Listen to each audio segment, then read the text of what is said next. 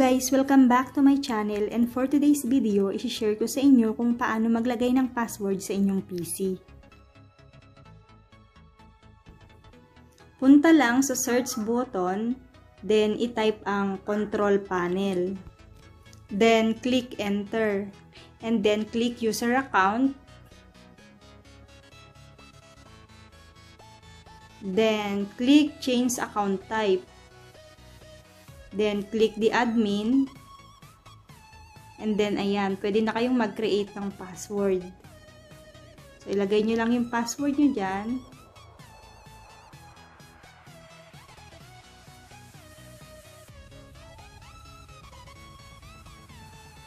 Then, confirm password.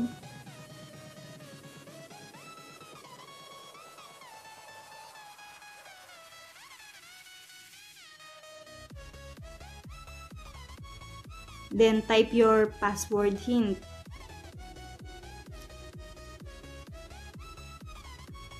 Then, click create password.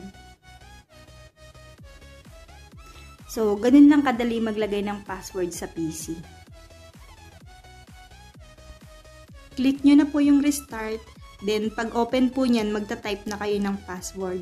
So, hanggang dito na lang po ang aking video. Thank you for watching!